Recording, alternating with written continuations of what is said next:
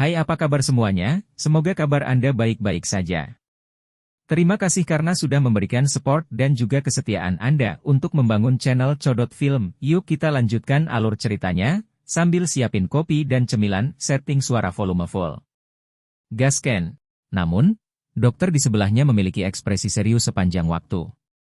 Liu Minghan adalah pemilik bisnis terkemuka di Cina, dan dia tahu bagaimana mengamati ekspresi orang lain. Melihat ekspresi kaku dokter, Liu Minghan bertanya, "Apakah ada yang salah dengan tubuhku?" Bab 99 mengunjungi Castlevania. Apakah ada pemburu di sekitarmu? Atau orang yang belum menjadi pemburu tetapi telah menerima penghakiman dari yang terbangun?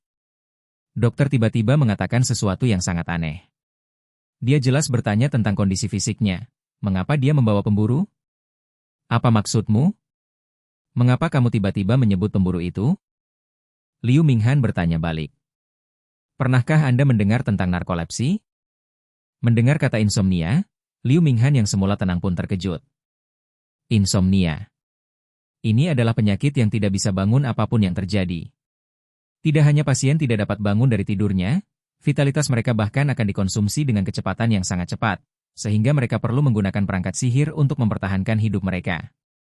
Pasien dengan insomnia muncul satu demi satu setelah portal muncul, dan banyak pasien meninggal karena tidak mampu membeli alat pendukung kehidupan.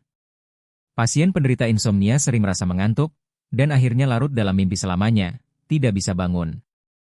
Ekspresi dokter sangat rumit. Sejauh ini belum ada preseden bagi pasien yang terbangun dari hipnotisme. Meskipun hidupnya dipertahankan, itu adalah fakta yang tak terbantahkan bahwa dia tidak bisa bangun. Bagi pasien itu tidak ada bedanya dengan pemberitahuan kematian. Kuat? Ayo kuat. Liu Minghan bertanya kepada dokter setelah diam-diam mendengarkan penjelasan dokter. Namun, apa hubungannya ini dengan pemburu? Sejauh yang saya tahu, hipnotisme dan sihir memiliki hubungan yang dalam. Beberapa orang terlahir dengan sedikit resistensi terhadap sihir. Jika orang-orang ini terpapar lingkungan magis untuk waktu yang lama, mereka akan mengalami kondisi abnormal, dan insomnia adalah salah satunya. Bukankah itu berarti peralatan yang digunakan untuk menjaga kehidupan pasien membutuhkan kekuatan sihir untuk beroperasi? Meskipun itu benar, meskipun bahan nuklir berbahaya bagi manusia, energi yang diekstraksi darinya dapat digunakan dengan aman oleh manusia, dan hal yang sama berlaku untuk sihir yang membutuhkan kekuatan sihir untuk beroperasi. Kamu harus berhati-hati terhadap kristal ajaib dan batu ajaib, serta orang-orang dengan kekuatan sihir. 039, orang dengan kekuatan gaib 039. Liu Minghan memikirkan Liu Chenhao, satu-satunya orang yang terbangun di keluarganya. Saya mendengar bahwa putra kedua ketua adalah seorang pemburu. Dokter bertanya dengan hati-hati. Ketika Liu Chenhao disebutkan, ekspresi Liu Minghan menjadi kaku. Jadi kamu menyuruhku untuk tidak bertemu anakku? Lebih baik tidak bertemu sebanyak mungkin.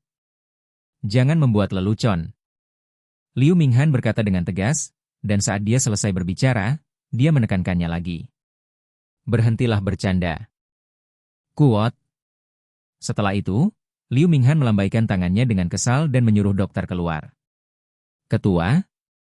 Dokter berjuang untuk beberapa saat, dan melihat mata serius Liu Minghan, dokter meninggalkan bangsal seolah melarikan diri. Setelah dokter keluar dari bangsal, Liu Minghan menatap marah ke pintu yang tertutup. Biarkan aku menjauhi anakku agar tidak semakin terpuruk. Inikah yang harus dikatakan seorang ayah? 039. Mari kita perlakukan seperti ini, tetapi jika Liu Chenhao mendengarnya, apa yang akan dia pikirkan? Sebagai seorang ayah, dia sama sekali tidak bisa memberikan tekanan yang begitu berat pada putranya, setidaknya menurut Liu Minghan. 039 dan 039. Penggunaan kekuatan sihir meningkat dari hari ke hari, dan jumlah orang dengan kekuatan sihir juga meningkat. Di dunia seperti itu, saya tidak memiliki ketahanan terhadap kekuatan sihir. Mungkinkah saya telah tersingkir? Liu Minghan mencibir. Liu Minghan saya tersingkir? 039. Sama sekali tidak mungkin. 039, aku tidak akan kalah. 039. Dia mengertakkan gigi dan bertahan bahkan ketika dunia menunjuk ke arahnya. Setelah mengambil alih Liu Chen Construction, yang berada di 30 besar industri keuangan, dia juga yang mengubahnya menjadi perusahaan nomor 1 di Cina. 039, hal-hal telah datang ke hari ini, bagaimana saya bisa menyerah pada penyakit belaka? 039. Saya tidak akan kalah. Liu Minghan terus membujuk dirinya sendiri di dalam hatinya. Sebelum keluar, Cheng Jinwu diam-diam membuka pintu kamar adiknya. Masih pagi sebelum bangun, Cheng Xiaoya tidur di tempat tidur dengan linglung. Cheng Jinwu mulai khawatir. 039, mungkin seseorang akan mendekatinya saat aku tidak ada. Meskipun seharusnya tidak ada orang pemberani yang berani memprovokasi saudara perempuan pemburu peringkat S, tetapi tidak ada yang tahu apa yang dipikirkan orang. Setidaknya beberapa tindakan pencegahan perlu disiapkan. 039, tunggu, prajuritku bisa bersembunyi dalam bayang-bayang, kan? Seong Jinwoo ingat bagaimana dia menyuruh tentara bayangan berpatroli ketika pembunuh acak itu muncul. Saat itu, tentara bayangan bergerak melewati bayang-bayang bangunan. Jika Anda memanfaatkan ini, mungkin Anda bisa melindungi adik Anda secara diam-diam. Pria yang tepat untuk dimanfaatkan. 039, keluar. 039. Cheng Jinwoo memanggil penjaga kehidupan Bing Fang. Wus. Bahkan di antara para orang raksasa, beberapa orang yang sangat besar muncul di ruangan itu pada saat yang sama, dan kamar kakakku tiba-tiba menjadi sangat sempit. Tetapi, 039, kenapa hanya 3 ini yang keluar? 039. Fang jelas memiliki 4 penjaga, kan?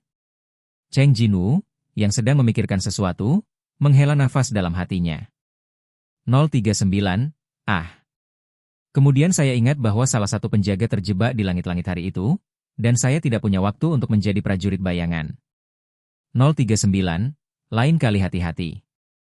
039. Cheng Jinwoo tertawa terbahak-bahak, dan kemudian melihat ketiga prajurit ajaib yang menjadi penjaga.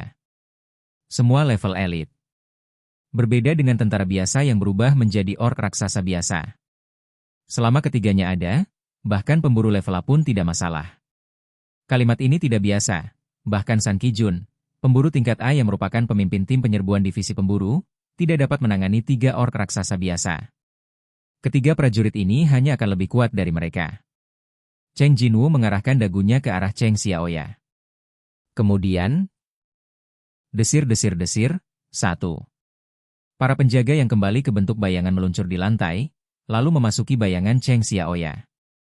039, tidak buruk. 039.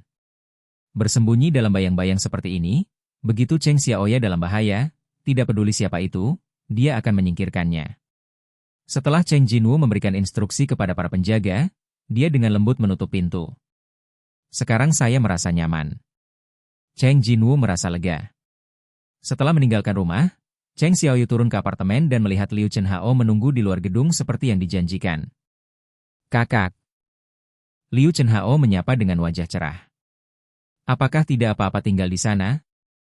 Bagus banget mas, hotel kecil terdekat fasilitasnya lumayan bagus. Karena masih ada seorang adik perempuan di rumah, Cheng Xiaoyu meminta Liu Chenhao untuk menginap di hotel terdekat. Sepertinya tidak ada ketidaknyamanan. Sebelum kamu menemukan kantor guild, kamu harus tinggal di sana dulu. Mengerti, saudara? Liu Chenhao terkekeh, tidak tahu apa yang membuatnya senang. Cheng Jinwoo sudah mendengar tentang masalah ini. Segera setelah saya mendengar ini, saya punya firasat buruk. Tanpa diduga, dia benar-benar menyerahkan posisinya sebagai pemimpin guild Liu Chen dan menyadari dirinya sendiri. Aku menyuruhmu datang dan kamu benar-benar datang? Cheng Jinwoo menunjukkan ketidakberdayanya.